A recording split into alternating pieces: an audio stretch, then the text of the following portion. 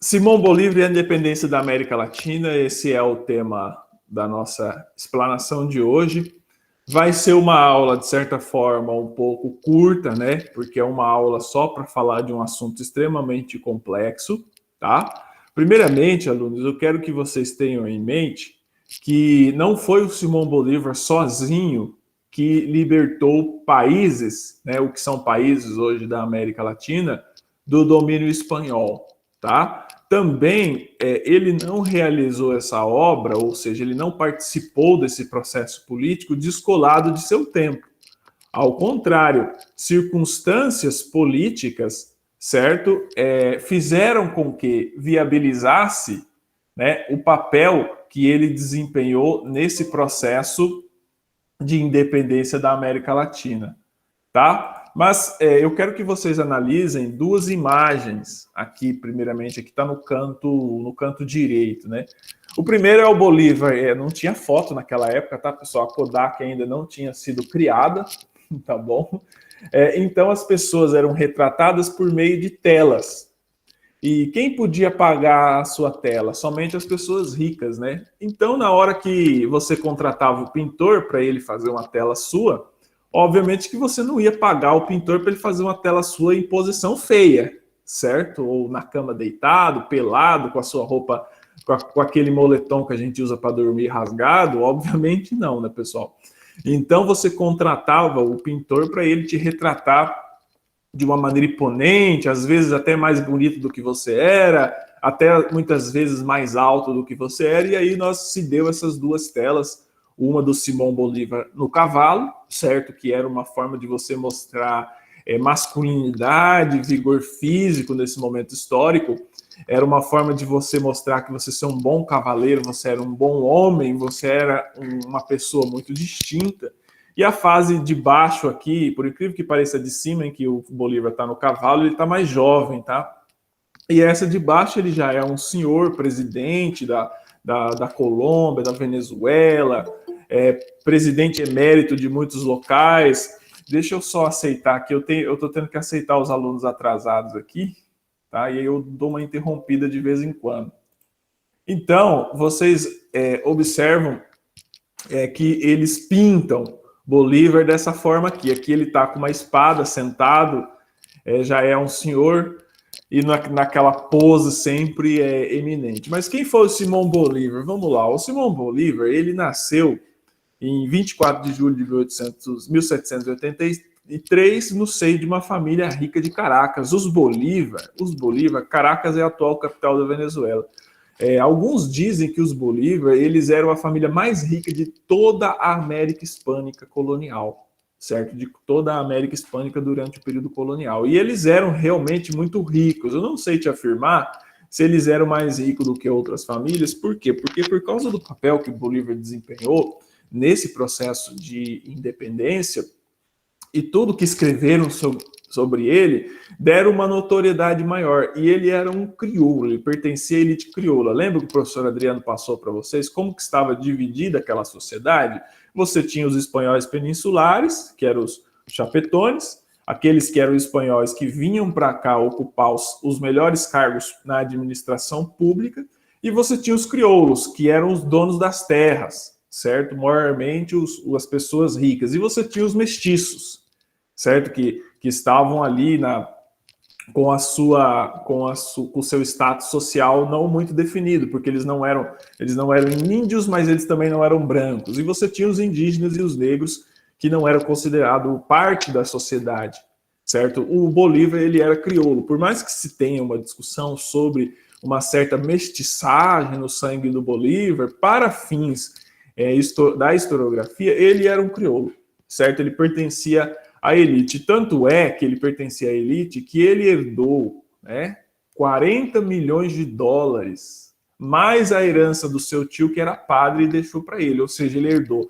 40 milhões de dólares. Esse cálculo foi feito pela Maria Aranda, que nos valores que ela fez o cálculo, nos valores da época, ela fez o cálculo até 2010. Então, em 2010, tudo aquilo que o Bolívar herdou em propriedades, móveis, imóveis e aquilo, parte do seu espólio imóveis, somava 40 milhões de dólares. Ou seja, 40 milhões de dólares é um bom dinheiro.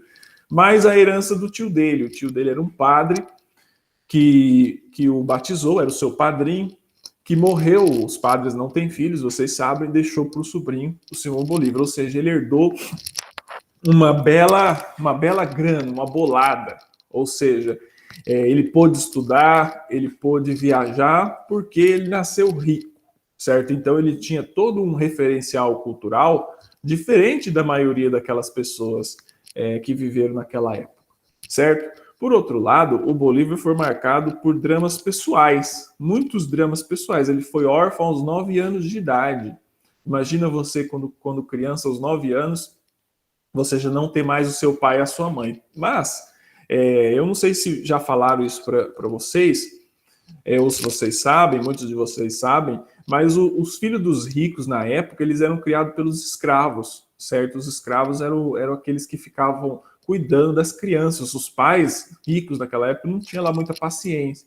Ele foi órfão aos 9 anos e ficou viúvo aos 19 anos, certo? Ele foi para a Europa, casou com uma mulher lá, da família Del Toro.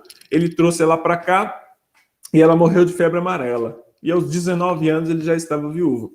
Quando ele era pequeno, porque ele era uma criança que herdou 40 milhões de dólares mais a fortuna do tio dele, ele foi alvo de uma disputa judicial, né, envolvendo a sua irmã, a Maria Antônia, e o seu tio Esteban Palacios, certo? Porque o seu tio Esteban ficou com a guarda quando a mãe dele morreu, e ele estava, segundo a Maria Antônia, ele estava sendo maltratado pelo tio. Aí ela entrou na justiça para tentar reaver o menino, para ser tutora do menino, mas não conseguiu na época. Um menino muito rico, então as disputas eram frenéticas para quem ia ficar com ele, certo? E em 1799 ele foi enviado à Europa para completar os seus estudos. Por que eu estou falando um pouco da biografia do Bolívar? Para que vocês entendam que ele não era um Zé Ninguém naquela sociedade, certo? Ele já era alguém de uma família proeminente, de uma família conhecida. Então ele não era alguém que está um despossuído, certo? Como muita gente gosta de retratar ele como um despossuído, alguém atrelado às classes mais baixas. Não, ele era um crioulo da elite, né? E aí eu coloquei esse mapa aqui para vocês verem a dimensão territorial que Bolívar libertou por meio de seu exército. Por exemplo, aqui hoje nós temos aqui a Venezuela, não sei se vocês estão acompanhando o cursor, a Colômbia, o Equador, o Peru e a Bolívia. O que está pintado de azul era o vice-reinado de Nova Granada, tá? Na divisão colonial. E o que está pintado de verde é o vice-reinado do Peru. Tá? Primeiro ele liberta esse território aqui, que está em azul, certo? O Panamá pertencia à Colômbia. Aqui onde está o cursor, essa tripinha aqui, de verde musgo, né? Verde claro, na verdade, era o Panamá. O Panamá se separa da Colômbia bem depois, já no século XX, certo? E aqui você tem o Equador, o Peru e a Bolívia. Todo esse território aqui, tropas do Bolívar ajudaram a expulsar o colonizador espanhol, certo? Então esse é o território que a historiografia coloca como expulso pelas tropas de Bolívar. É óbvio, gente, como eu falei no começo, que ele não fez isso sozinho, certo? Ele não fez isso sozinho, e agora vocês vão entender como todo esse processo. Como que Bolívar entra no processo de independência? Como que ele se torna alguém conhecido? Ele volta da Europa ali por volta de 1810, a Europa já estava vivendo um período complicado ali, né? Você tinha as invasões napoleônicas, não tem como você entender o processo de independência da América Hispânica, da América Portuguesa também, mas isso é assunto, né, professor Adriano, para uma outra aula. Mas não tem como você entender o processo de independência da América Hispânica descolado do que estava acontecendo na Europa. Então, o que aconteceu na Europa em 1808? Tropas de Napoleão invadem a Península Ibérica e fazem o rei Carlos V abdicar. E também fazem o herdeiro do trono, o Fernando VII, abdicar e ficar prisioneiro dos franceses.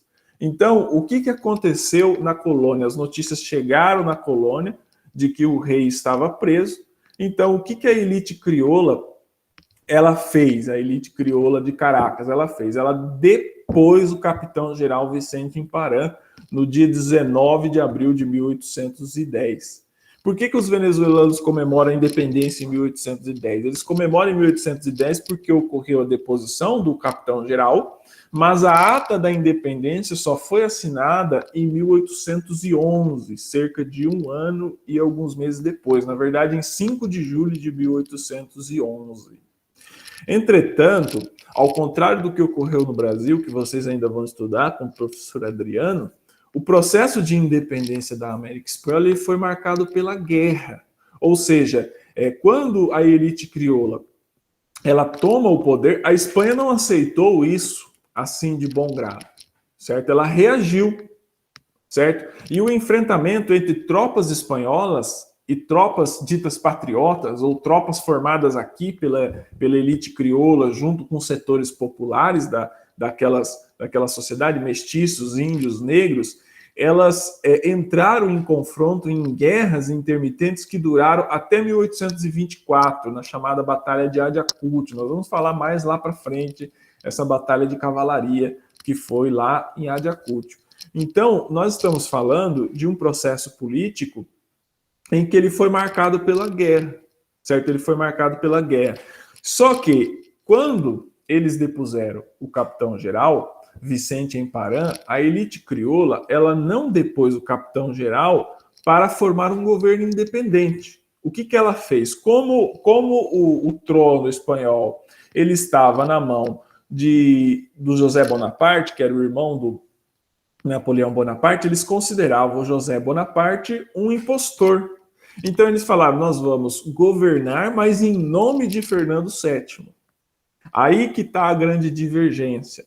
Em 1811, o Bolívar e os membros da elite crioula, eles fundam a chamada Sociedade Patriótica de Caracas, que aí sim, essa Sociedade Patriótica de Caracas, ela passa a fazer a defesa da separação total da Espanha. Ela já não concorda mais em você governar temporariamente em nome de Fernando VII até ele restabelecer o trono. Eles falam, não, nós temos que lutar pela independência. Mas isso não foi uma ideia, essa ideia da independência é produto também de um descontentamento com a Espanha, certo? Não vai entender que aquilo começou em 1808. Desde 1750, já vinha aumentando o processo de descontentamento da elite crioula, certo? Daqui da América, em relação à metrópole. Lembra que o professor Adriano falou para vocês, nós discutimos na aula passada, em que esse descontentamento se dava porque muitos cargos públicos que os crioulos queriam ocupar, eles não podiam ocupar, sem contar que a Espanha estava editando leis que prejudicavam comerciantes crioulos, certo? E também os fazendeiros crioulos. Eles se sentiam prejudicados, eles se sentiam, de certa forma, desassistidos pela metrópole. Então, a toda aquela confusão que estava ocorrendo na Europa, todo aquele processo em que você depõe o capitão-geral, você instala um governo provisório, eles falaram, pô, essa é a nossa chance, certo? Para nós fazermos a nossa independência, governarmos nós mesmos. E para a elite crioula, a independência, ela era algo interessante economicamente para ela, porque ela já tinha o poder econômico, certo? Ela já tinha as terras, ela já cultivava, era dona dos escravos, era chamada dona do capital. Com a separação da Espanha, eles poderiam o quê? Formar uma nação em que eles governariam, eles ocupariam esses cargos públicos e, por sua vez, se tornariam cada vez mais ricos. Isso funciona até hoje, sabe? Quando você é rico, quando você entra para a política, você domina o cargo público, a sua tendência é ficar mais rico. Entretanto, como eu falei agora há pouco, a Espanha ela reagiu, certo? Ela não aceitou de bom grado essas revoltas coloniais, porque se tinha a leitura lá na Espanha que assim que Napoleão fosse derrotado, as colônias seriam todas restauradas, certo? A Espanha ela reagiu não com a força que ela reagiria depois, quando as guerras napoleônicas acabaram, em 1815, mas ela reagiu, certo? Ela reagiu e enviou tropas de Porto Rico, comandada pelo general Monteverde. E para quem que a elite crioula entrega o comando das tropas? Ela entrega a Simão Bolívar, certo? Ela entrega a ele, porque ele era o indivíduo que reunia condições naquele momento histórico de agregar as tropas, certo? Por mais que a historiografia muitas vezes pinta o Bolívar como alguém que era ligado às classes populares, ele não era, mas ele tinha a própria possibilidade disso. E uma das questões que Bolívar reunia para também juntar uma tropa é que ele tinha dinheiro. Ele tinha a possibilidade de montar uma tropa do próprio bolso. Não era qualquer um que tinha condições de você pegar o próprio dinheiro do bolso para formar um exército, certo? Só quem era realmente muito rico em um momento difícil e conturbado da história dos países, do que seria as colônias hispano-americanas, certo? Mas esse processo ele foi se acentuando e a guerra tornando-se cada vez mais sangrentas. Em 1813, repare bem, 2 anos depois da proclamação da independência, onde hoje é a Venezuela, certo? Você tem as tropas de Monteverde, elas são expulsas, certo? Da Venezuela mesmo. Mas o Bolívar, ele não consegue pacificar o território onde hoje é a Venezuela e a Espanha. Por quê? Porque uma coisa é vocês tomarem o território, outra coisa é você manter o controle desse território. Eu não sei se vocês acompanharam a guerra, não, só para não fugir um pouco do nosso assunto, quando os Estados Unidos invadiram o Iraque. Eles tomaram o Iraque muito rápido, certo? Questão de meses, eles ganharam a guerra, as tropas, as estátuas do Saddam Hussein foram retiradas, eles tomaram o poder lá, só que tiveram muita dificuldade de manter, porque é muito difícil você pacificar um país desorganizado. Veja bem, era um território que estava extremamente desorganizado. Por quê? Porque as pessoas, elas tinham naquela época a mentalidade monarquista, certo? E nem todo mundo, nem todos os fazendeiros, nem todos os donos de terra aceitaram o processo de troca da monarquia por um país independente. Então, o que aconteceu? Esses 2 territórios, onde hoje é a Venezuela e a Espanha, se tornaram territórios extremamente anárquicos, certo? Sem comando, sem dificuldade, vulnerava bandidos. Então, o Bolívar ficou com muita dificuldade. Além disso, Napoleão estava se enfraquecendo lá na Europa. Então, com o enfraquecimento de Napoleão, certo? A Espanha, ela passa a ter possibilidade de enviar mais tropas para retomar as colônias. Por quê? A prioridade número 1 da Espanha durante as invasões napoleônicas era expulsar Napoleão, certo? Enfraquecer Napoleão. O que eles fizeram com a ajuda da Inglaterra e de vários outros países, certo? Naquele momento histórico que o professor Adriano já explicou das invasões napoleônicas. A segunda prioridade deles era retomar as colônias. Então, quando Napoleão foi se enfraquecendo, eles passaram a concentrar suas tropas, sua logística militar para retomar as colônias. Então, o que o rei Fernando VII faz? Ele envia o general Pablo Morillo, que era o general que, inclusive, havia expulsado o Napoleão lá da Espanha. Então, ele envia o Pablo Morillo para cá, e em 1815, o Pablo Morillo consegue derrotar o Bolívar. Mas não apenas ele consegue derrotar o Bolívar porque ele tinha uma superioridade militar. Ele consegue derrotar o Bolívar porque o próprio território estava desorganizado, certo? Então, o Bolívar, de certa forma, estava enfraquecido. E aí ele derrota o Bolívar, eles não chegam a se enfrentar militarmente naquele momento, certo? O Bolívar acaba fugindo. Ele foge, ele e seus comandantes mais próximos partem no exílio na Jamaica. A Jamaica é uma ilha que fica ali no Caribe, de colonização inglesa, certo? Ele fica aquele tempo na Jamaica, o Bolívar fica lá na Jamaica, ele escreve inclusive uma carta que é chamada de Carta da Jamaica, em que ele faz uma análise da situação política do momento. É uma carta bem interessante.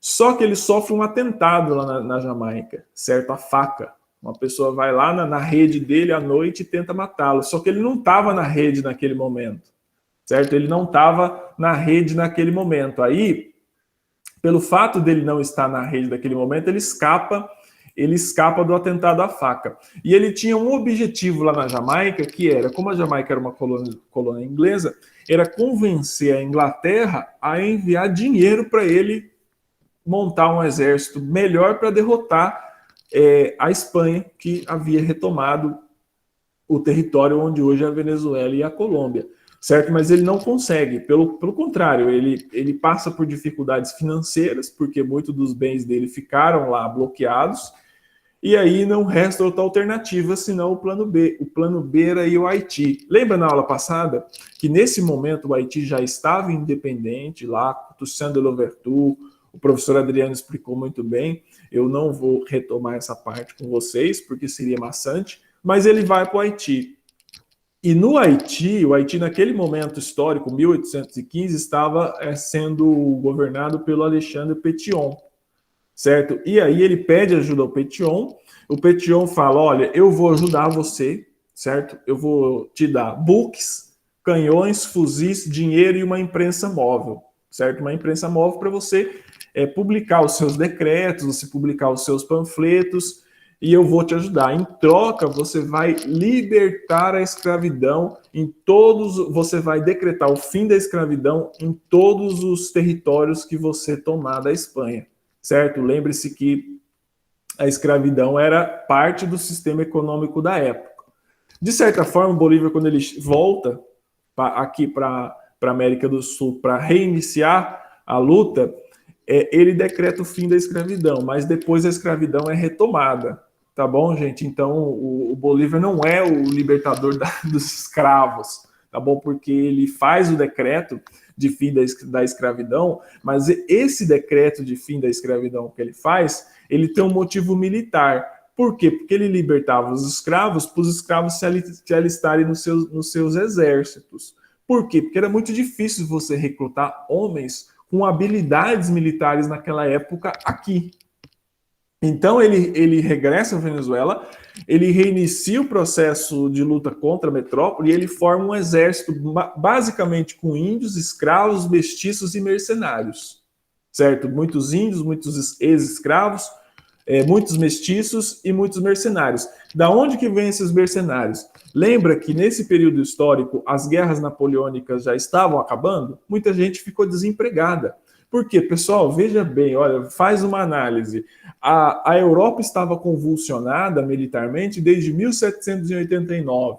Antes um pouco, mas 1789 com a Revolução Francesa. Então você tinha uma geração inteira que não tinha profissão, ela só sabia fazer guerra. Ela só sabia ganhar dinheiro por meio da guerra, certo? Você tinha um contingente de homens ociosos extremamente grande ali, esperando uma oportunidade para ver onde tinha uma guerra, para eles irem lutar, porque eles só sabiam fazer isso. Esses eram os ditos mercenários, que são pessoas assim que eles lutam não por um ideal, mas por quem está pagando. Só que eles têm habilidades militares, eles têm experiência em guerra, e era desse tipo de pessoa que o Bolívar estava precisando.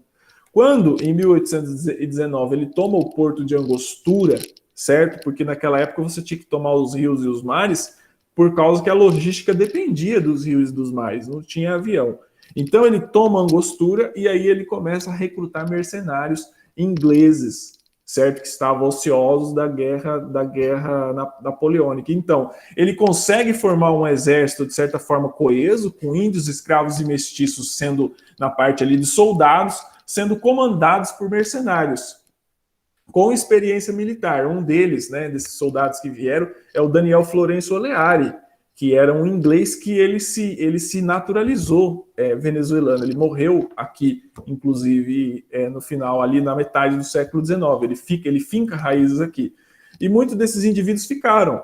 E muitos deles tiveram filhos, estuprando índias, estuprando negras, né? Porque esses exércitos aí, eles eram meio que incontroláveis. Quando eles tomavam um local, eles pilhavam esses locais. Os comandantes, muitas vezes, eles não conseguiam conter o ímpeto da tropa, conter a civilidade, né?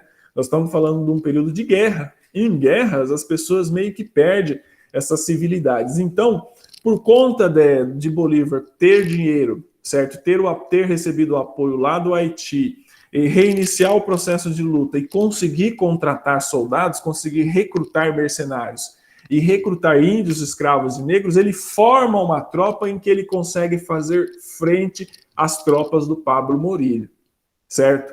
E aí eu vou citar algumas batalhas que foram decisivas em todo esse processo, certo? Houveram várias batalhas. Nós estamos falando de algo que começa em 1810 e vai até 1824. Nós estamos falando de 14 anos de lutas das tropas pró-independência contra as tropas monarquistas. Além disso, pessoal, é bom que vocês anotem aí, tinha muitas pessoas que moravam aqui, eram americanos, né, no sentido, viveram na colônia, mas que nunca apoiaram a independência. Eles estavam lutando do lado da metrópole. Sabe como que eles eram chamados? Eles eram chamados de realistas, certo? Eram realistas, eles eram contra os ditos patriotas. Foi assim que a historiografia denominou os grupos. Por quê, pessoal? Para facilitar o entendimento, o que os historiadores fazem? Para você facilitar o entendimento do leitor que vive hoje, para ele entender o que ocorreu naquela época, eles denominavam os grupos, certo? A historiografia fez isso. Denominou aqueles que eram favoráveis à independência de patriotas e aqueles que lutavam a favor da volta à condição de metrópole, a favor da metrópole espanhola, de realistas, certo? Realistas porque eram partidários do rei. Então, você tinha uma divergência muito grande em que você colocava, basicamente, o território em um processo de guerra civil, certo? Alguns autores até dizem que a guerra de independência foi uma guerra civil. E eu não vou analisar todas essas batalhas, tá bom, gente? Porque senão nós ficaríamos muito tempo. Foram muitas batalhas que ocorreram naquele território que eu coloquei aqui, tá, pessoal? Nesse território que está em azul e em verde, que hoje são os países Venezuela, Colômbia, Equador, Peru e Bolívia. E o Panamá aqui, que pertencia à Colômbia e depois é proclamada a independência. E na Batalha de Carabobo, uma delas é a Batalha de Carabobo, em junho de 1821. Carabobo fica na Venezuela, certo? É um campo de Carabobo. Inclusive lá se tem monumentos que lembram essa batalha. Foi uma batalha num descampado. 5.000 soldados espanhóis, ou realistas, né, como eles chamavam, foram derrotados por 6.000 soldados comandados por Simão Bolívar. Essa batalha, ela expulsou definitivamente os espanhóis do território onde hoje é a Venezuela, certo? Então, até 1821, os espanhóis ainda estavam na América, certo? Eles ainda tinham tropas aqui, eles ainda dominavam uma parte desse território, certo? E aí, nesse momento, a Colômbia e a Venezuela eram um país só, porque o que o Bolívar fez? Quando ele proclamou a junção dos dois países em 1819 em Bogotá, quando ele toma Bogotá, que é a atual capital da Colômbia, o Bolívar tinha nascido na Venezuela e ele entendia esse território aqui, ó, de azul, certo, como um território só. Depois da morte do Bolívar, os dois países vão se dividir, tá? A Venezuela vai ficar aqui à nossa esquerda, à nossa direita, e a Colômbia aqui à nossa esquerda, certo? Mas nesse momento histórico era apenas um país. E esse território ele foi libertado, como se pode dizer, dos espanhóis na Batalha de Carabobo em junho de 1821. É óbvio, pessoal, que vários outros comandantes desempenharam papéis importantes ali em várias dessas batalhas, mas eles se reportavam a Simão Bolívar, certo? E a historiografia tentou a todo momento consagrar a leitura de que o Bolívar era o personagem mais importante, certo? E aí, cerca de 3 anos depois, porque, pessoal, 3 anos naquela época lá era pouco tempo. Por quê? Porque você demorava cerca de 1 ano para você deslocar uma tropa da Venezuela até onde hoje é o Peru. era por terra, num território extremamente inóspito, você não tinha estrada, você tinha que ir a pé. Imagina, eram meses e meses de cavalgada, de caminhada, de acampamento. Então era algo extremamente rústico, era algo extremamente difícil. Não se tinha a logística de avião, toda aquela logística que nós conhecemos hoje de estradas, tá bom? E aí, na Batalha de Junín, em agosto de 1824, as tropas monarquistas pró-Espanha, elas foram expulsas onde hoje é o Peru. Deixa eu colocar aqui para vocês, ó, onde hoje é o Peru, ó, bem aqui, ó. Esse país aqui, até considerado de dimensões territoriais, territoriais consideráveis. Então, ocorreu-se o que? Na Batalha de Junín, ocorreu-se a expulsão da Espanha do Peru. E ela foi uma batalha travada basicamente pela cavalaria, certo? A cavalaria daquela época não é a de hoje, que são tanques, né? Como ocorreu na Segunda Guerra Mundial, as batalhas de tanques, né?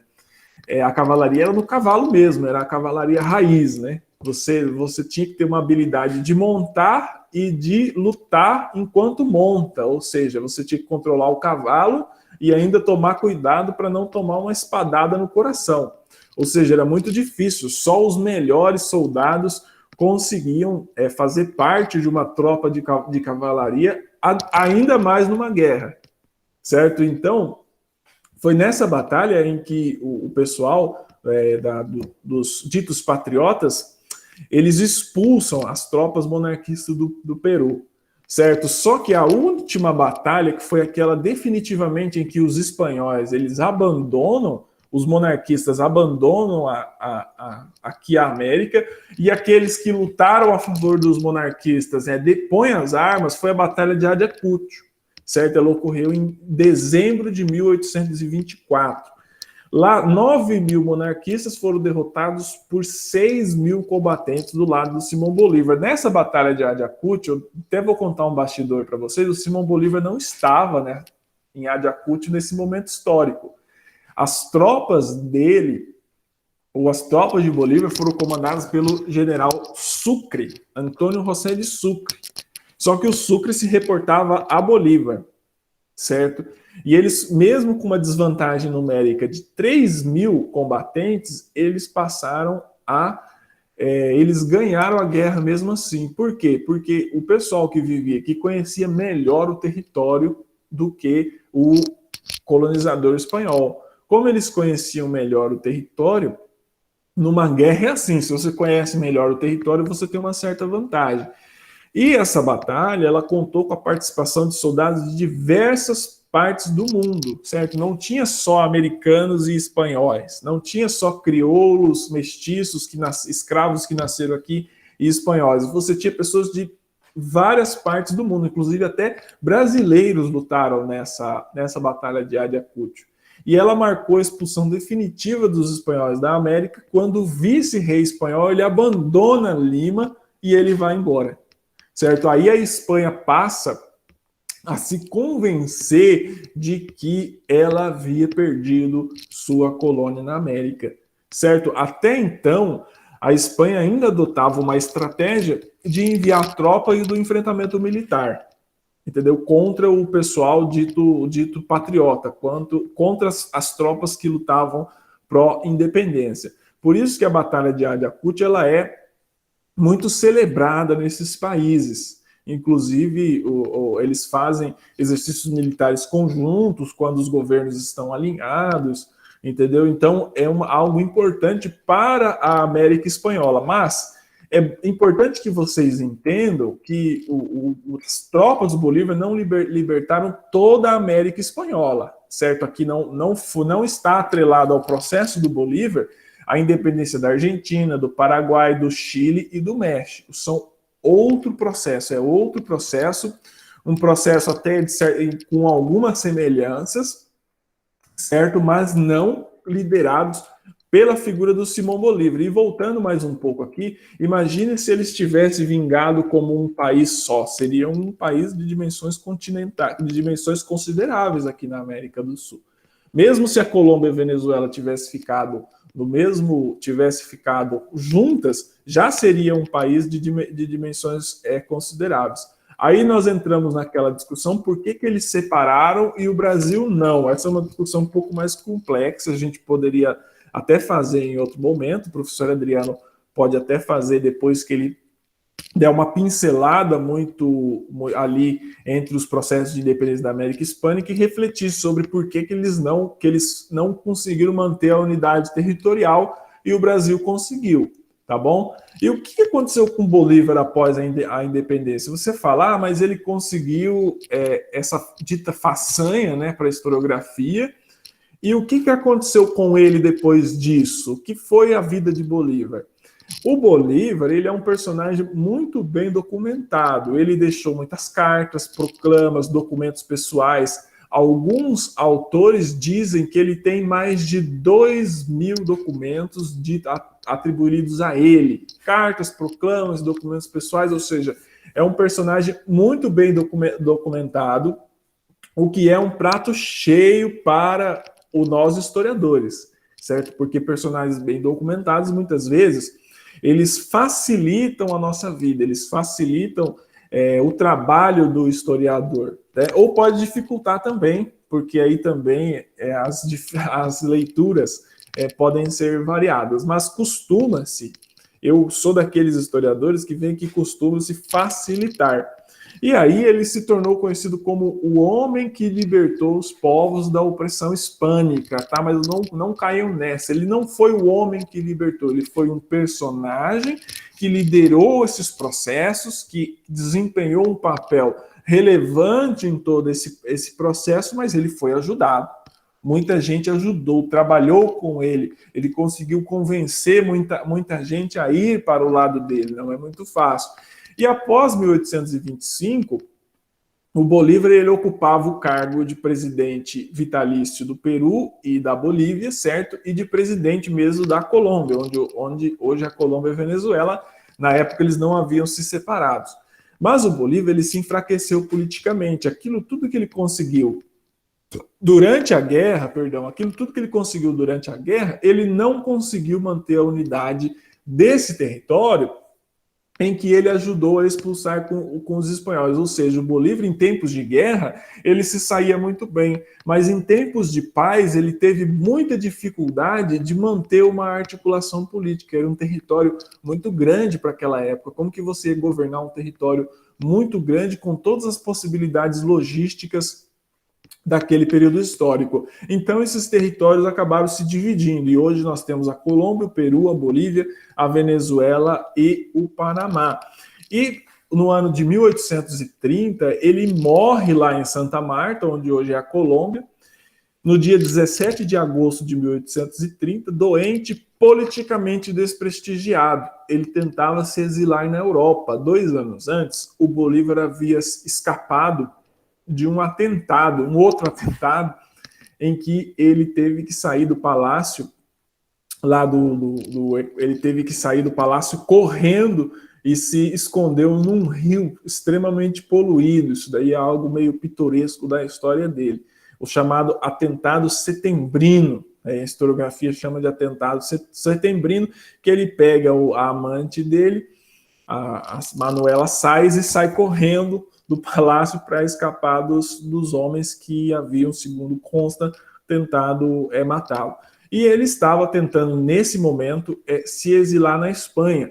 As últimas cartas do Bolívar, ele mostrava uma melancolia muito grande. Ele falava, a América é ingovernável. Aqui a pessoa que tenta fazer alguma coisa aqui, ara no mar, né? Arar no mar, como se fosse você, não tem como você arar no mar. E aí ele estava tentando se exilar na Europa, mas ele não consegue, ele adoece e morre. E a partir daí, a historiografia faz várias interpretações e várias apropriações da figura de Bolívar. Ele é enterrado em Santa Marta, posteriormente, em 1842, cerca de 12 anos depois, ele é repatriado à Venezuela. Uma de suas irmãs pede que os ossos dele sejam repatriados na Venezuela. Hoje se encontra no chamado Panteão Nacional da Venezuela, onde está os ossos do Bolívar. Certo, pessoal? Vou abrir para perguntas agora. Obrigado pela atenção de vocês. Eu vou parar a apresentação e vou abrir para perguntas.